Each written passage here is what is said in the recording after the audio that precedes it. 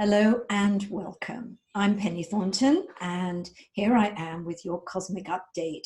What's going on up there for all of us in the week ahead?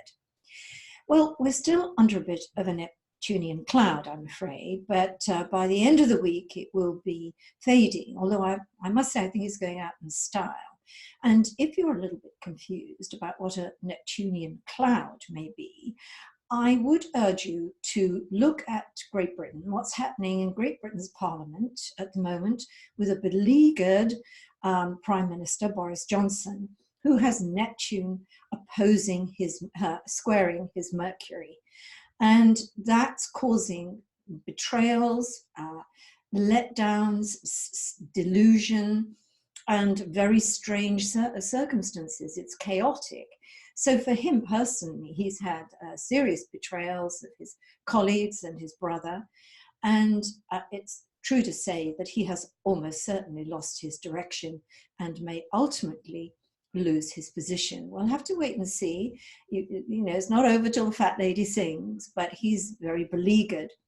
And I would like to add here that Donald Trump, also a Gemini, is not under Neptune right now, but he will be next year.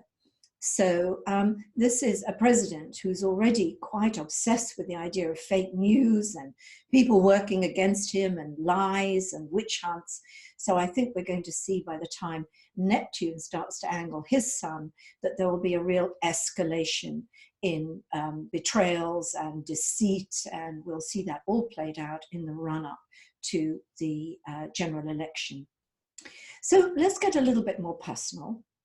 I have explained once or twice on these videos that the reason we're going through these intense periods is because the personal planets, that's the Sun, the Moon, Mercury, Venus, and Mars, are so grouped together at the moment that as one of them opposes or squares or makes a really important alignment to one of the outer planets, the big important planets, Saturn, Jupiter, and then Uranus, Neptune, and Pluto, as soon as one's gone, then another comes along. It's like we've got a trough of low pressure over the country, and it's not going anywhere. Every day you wake up, it's raining. And I suppose in a way that analogy with rain and water is very Neptunian. I mean, certainly last week it was a hymn to Neptune in terms of all the chaos that happened in the British Parliament. And also, I think, in Hong Kong too, where we've seen Carrie Lam finally say, you know, I'm going to throw that rule out. It's gone. It's not going to happen. But it's too little, too late. And so the storm, the waters of unrest continue to rise. And of course, we saw Hurricane Dorian as well, which was a very literal expression of Neptune's power, all that water. It's such an important resource, water, like Neptune, such an important planet for us to be elevated and inspired, but dangerous in great quantities. So I want to look at this week in specifics. We end the week on a full moon, and that full moon is at the same time as a Mars-Neptune opposition, and also the Sun will have opposed Neptune during the course of the week. So we really are at the peak of Neptune's power. And wherever you are, whatever your sun sign, the advice I will give you this week, and of course I've given you personal advice in your sun sign forecast on my site, but just as a general impression, it'll be so easy to miss something, to be in too much of a hurry to really notice something, and to sort of look at something and say, oh, it'll be all right, I'll just leave it for now. Don't. You leave nothing for now. You go and attend to it. And I think as well, when we come to look at that full moon, the full moon with its theme of closure and completion, which is very positive. It's also endings and beginnings. We end a cycle, we begin a new one. So perhaps if you are going to start a new job, or you're going to move home, you're expecting a new baby, you're going to get married, these are all really very important ends of chapters and beginnings of chapters. Now, this full moon is going to be in Pisces, So for Pisces, it's the one and only full moon you've got this year. So it's super important.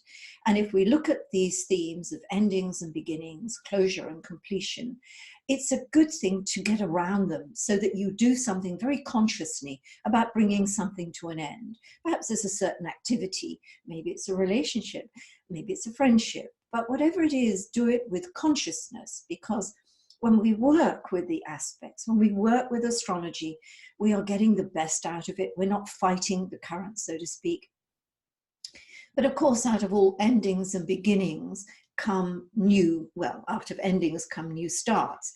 And what I would say too, generally over the weekend, little simmering situations are going to reach boiling points. And if you're again aware of that, you won't allow that to happen. If you see tensions building in a relationship, or you'll see you're in a particular place and everyone's getting very upset, you know, cool it down, chill it down.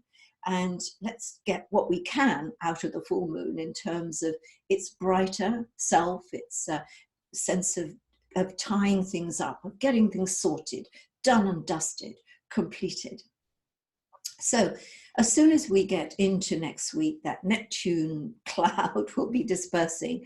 And what we'll have instead is the sun, well, first of all, we've got Mercury and Venus. They will move into Libra, and we're going to start to get a very different kind of dynamism from the planetary alignments. And of course, I'll go into that more next week. In the meantime, have a good week. Remember, if it looks too good to be true, it probably is. And if something smells like a fish, maybe it isn't. Okay? And I'll see you here this time next week. Bye for now.